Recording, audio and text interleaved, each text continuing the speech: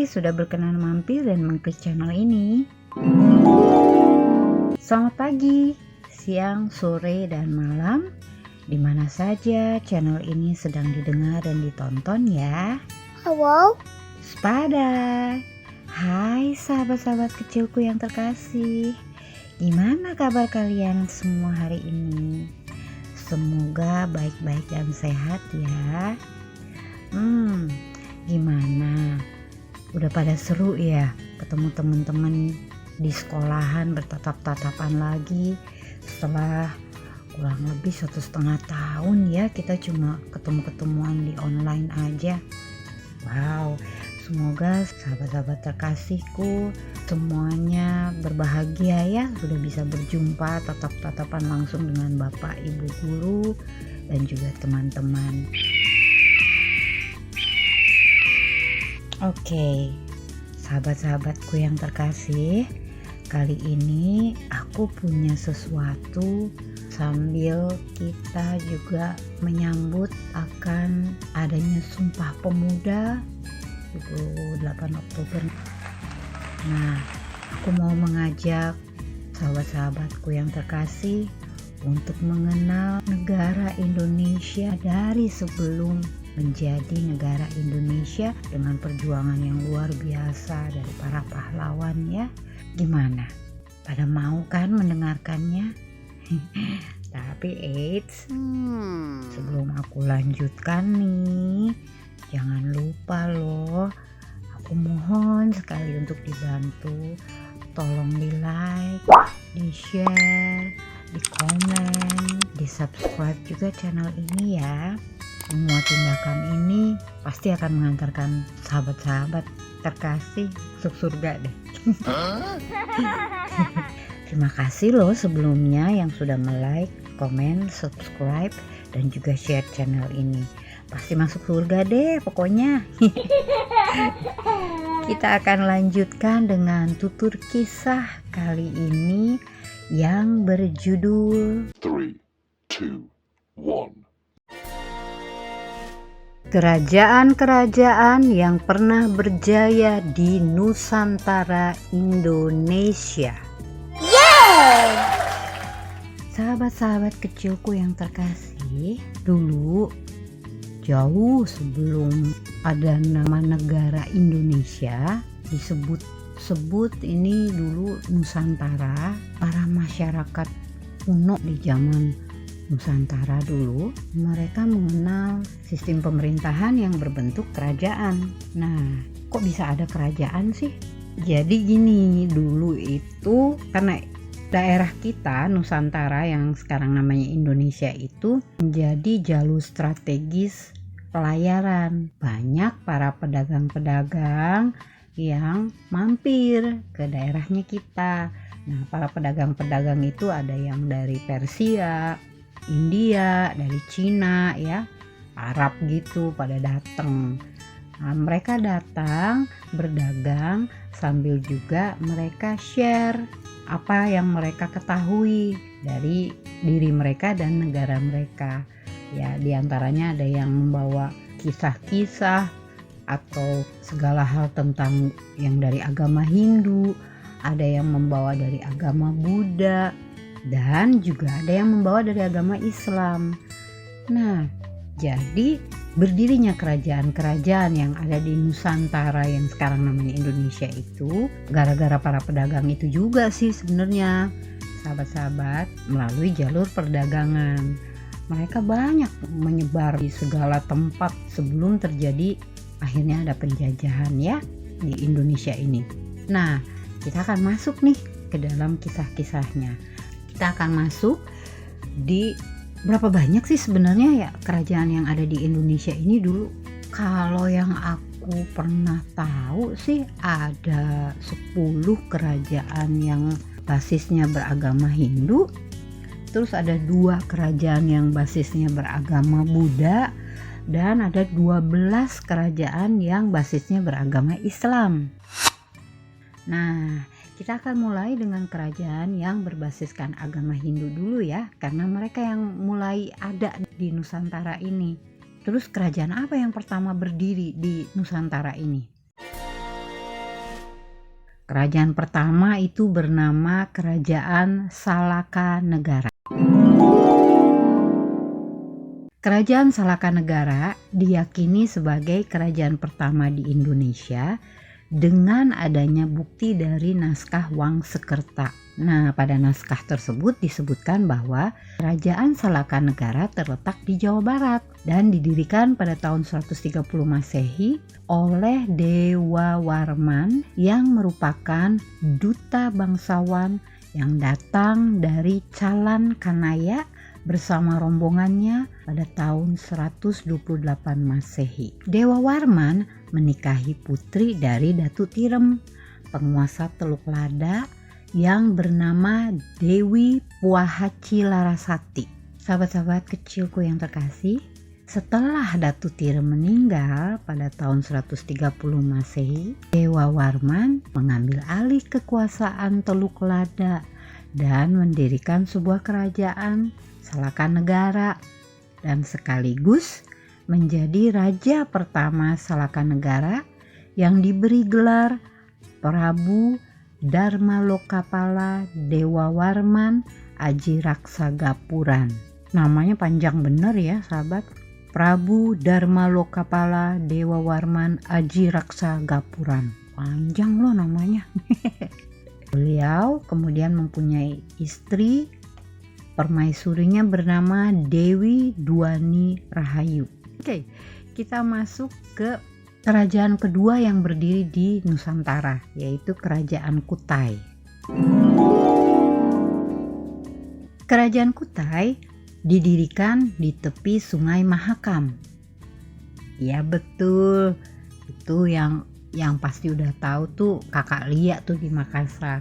Dia berdiri di Kalimantan Timur yang ibu kotanya Samarinda pada tahun 400 Masehi. Jadi di sana dulu ada Kerajaan Kutai. Nah, terdapat 7 buah yupa atau tugu batu yang dibuat oleh para Brahmanan.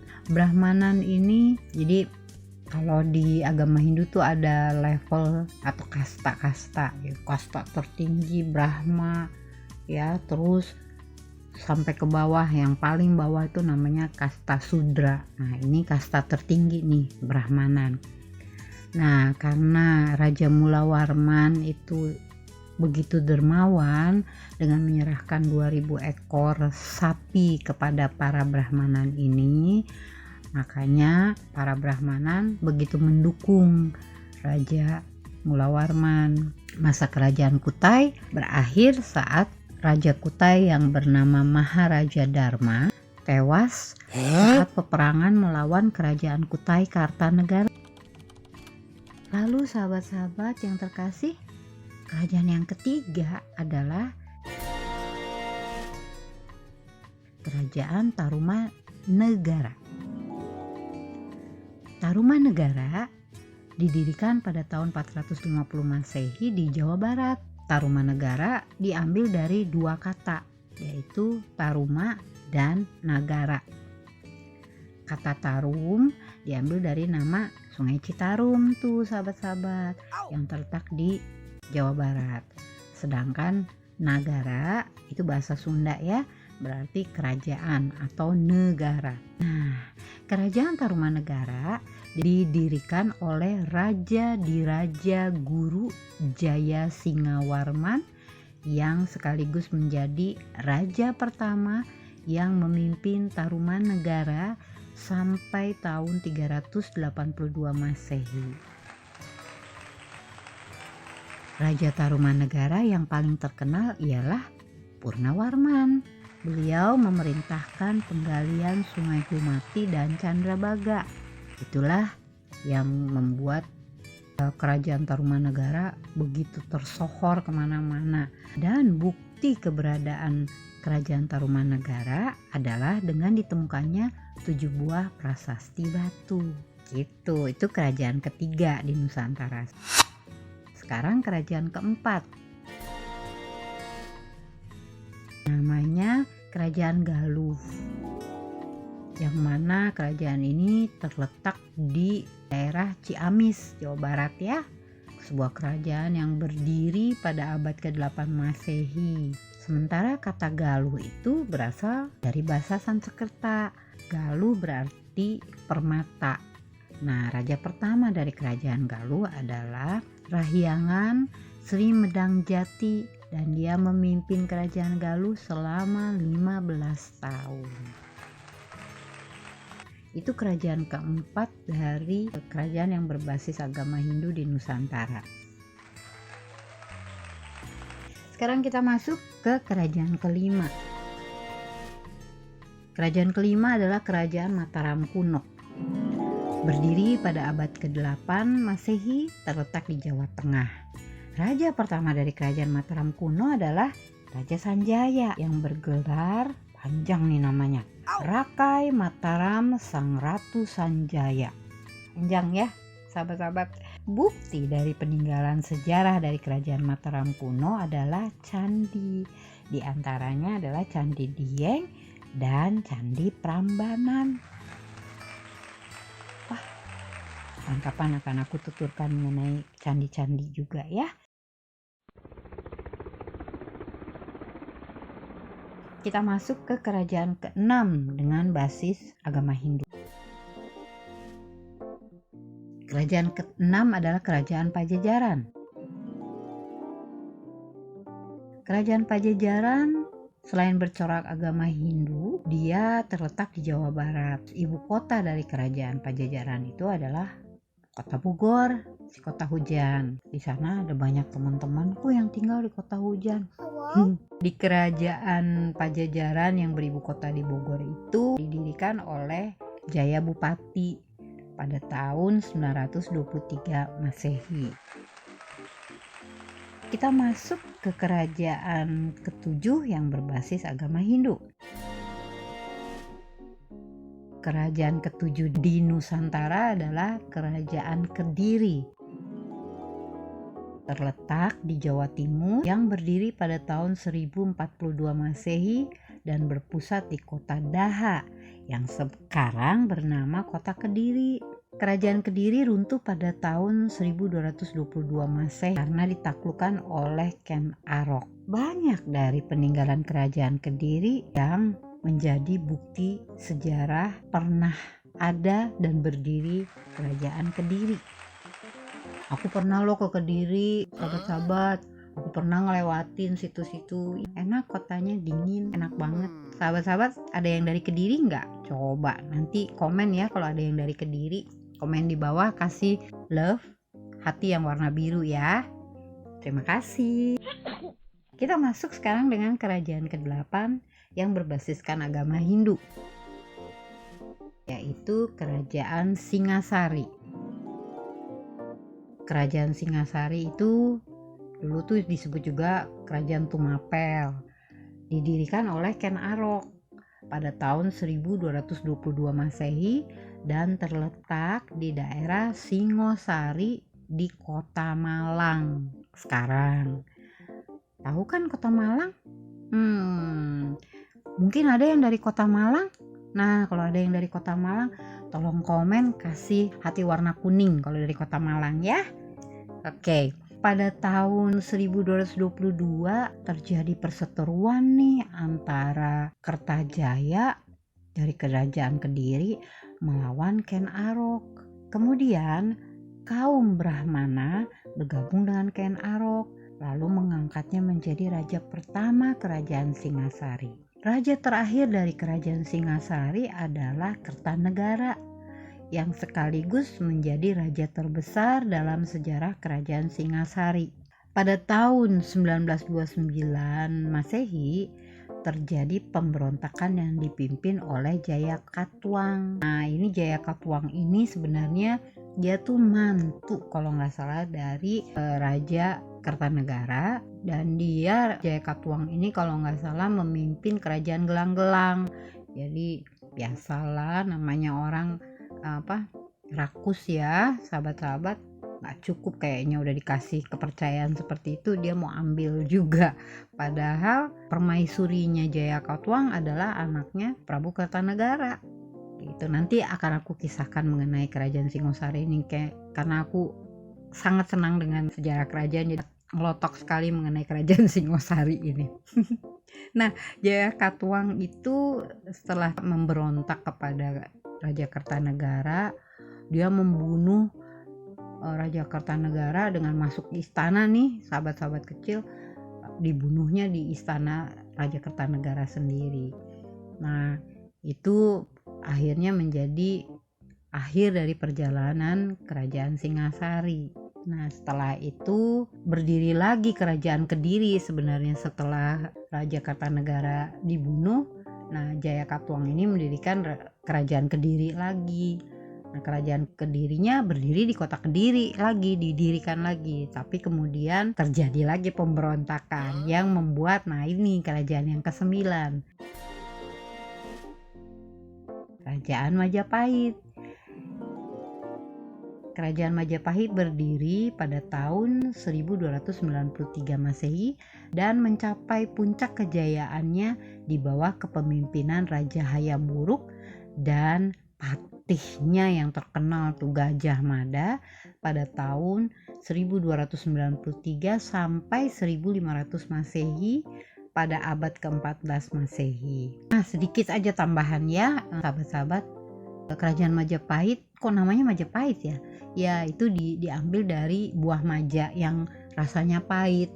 Itu disatukan, digabungkan menjadi nama Majapahit, dan dia berdiri awalnya Padepokan Majapahit di dalam hutan tarik.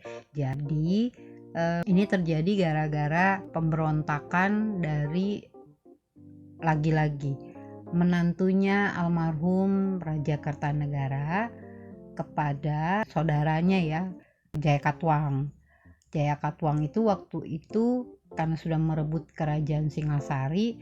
Nah, si raja yang pertama dari kerajaan Majapahit itu dia lari kan, terus dia akhirnya menyerahkan diri, terus diampuni oleh Jaya Katuang, dikasihlah daerah yaitu di dalam hutan tarik.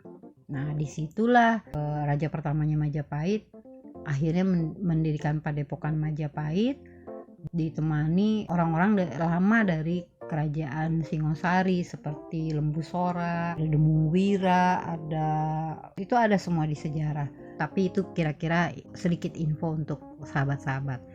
Nah, pada abad ke-14 Masehi kejayaan Majapahit terus memudar.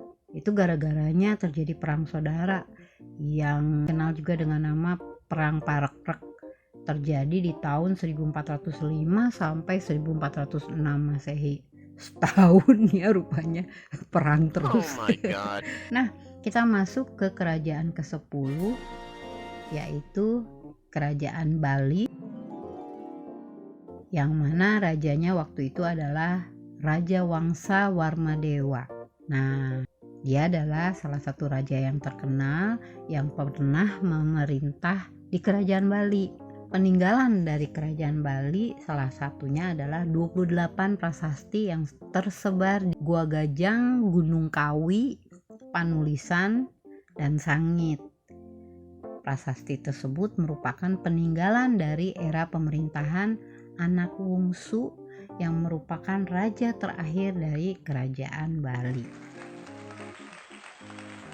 Nah, itu 10 dari kerajaan-kerajaan yang berbasiskan agama Hindu yang pernah berdiri di Nusantara.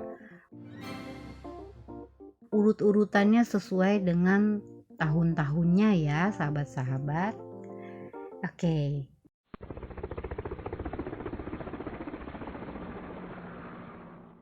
Sahabat-sahabatku yang terkasih, kerajaan Buddha berdiri juga di Indonesia berbarengan dengan adanya kerajaan Hindu ya. Nah, perkembangan agama Buddha di Indonesia ya gara-gara dengan adanya berdiri kerajaan-kerajaan ini yang bercorak agama Buddha. Yang pertama dari kerajaan Buddha yang berada di Nusantara ini adalah Kerajaan Holling atau disebut juga dengan Kerajaan Kalingga. Kerajaan ini terletak di Kabupaten Jepara, Provinsi Jawa Tengah yang didirikan pada tahun 674 Masehi. Raja yang memerintah Kerajaan Holling adalah nama rajanya tuh Ratu Sima dengan pendetanya yang terkenal adalah Jana Badra. Lalu kerajaan Buddha kedua yang berdiri di Nusantara adalah Kerajaan Sriwijaya.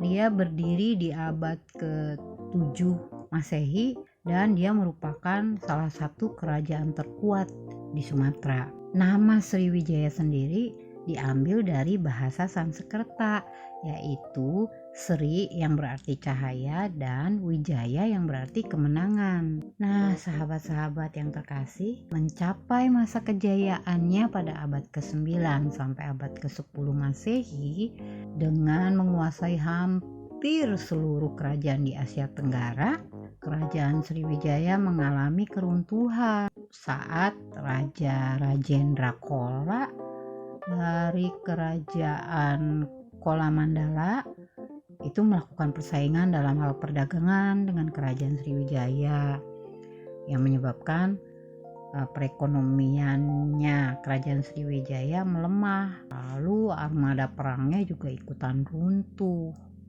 Gitu sahabat-sahabat. Nah, peninggalan dari Kerajaan Sriwijaya itu ada prasasti. Prasastinya tuh namanya Prasasti Kedudukan Bukit, ada Prasasti Talang Tuwo, ada Prasasti Kota Kapur, Prasasti Karangbirahi, dan Prasasti Talang Batu. Gitu sahabat-sahabatku yang terkasih. Jadi kerajaan yang berbasiskan agama Buddha di Indonesia, Nusantara Indonesia ini cuma 2, yaitu tadi Kerajaan Choling dan Kerajaan Sriwijaya.